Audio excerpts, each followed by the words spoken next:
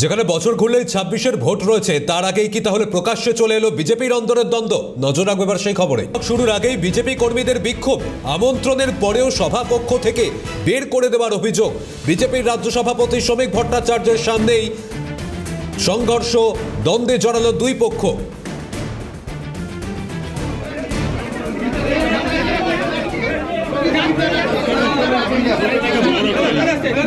তৃণমূলের দালালগুলোকে পুষে রেখে থাকবে, আগে তাদের ঘরে বার করা হোক।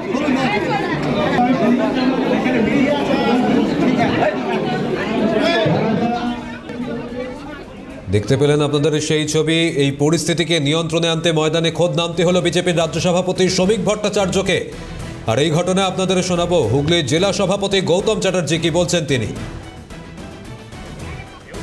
জ্বালান না, আমরাই তৃণমূলের এগেনস্টে লড়ছি। কেউ তো লোক ঢুকতেই পারে, এখন সে কি দিকথাক তো আমরা জানি না।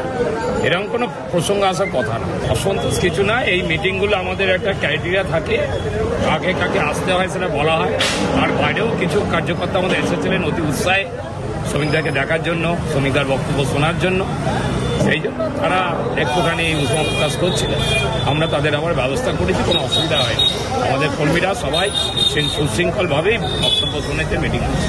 কর্মীদের কোনো প্রবলেম হয়েছে, তিনি একজন কর্মী হিসেবেই উঠে এসছেন। উনি নিজেকে রাজ্য সভাপতি ভাবেন না, উনি ভাবেন আমি সবার সাথে কর্মীদের সাথে দাঁড়াই। এবার আপনাদের শোনাবো বিজেপির রাজ্য সভাপতি শ্রমিক ভট্টাচার্য কি বলছেন।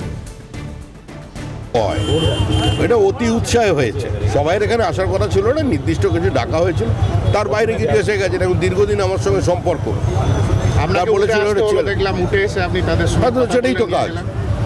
যারা বসেছিলেন তারাও বিজেপি, যারা দাঁড়িয়েছিলেন তারাও বিজেপি। যিনি একজন বিক্ষুব্ধ ছিলেন উনি বলছিলেন কে কোনো বিক্ষুব্ধ না, বিজেপিতে কোনো বিক্ষুব্ধ, বিজেপি ক্ষুব্ধ তৃণমূলের বিরুদ্ধে।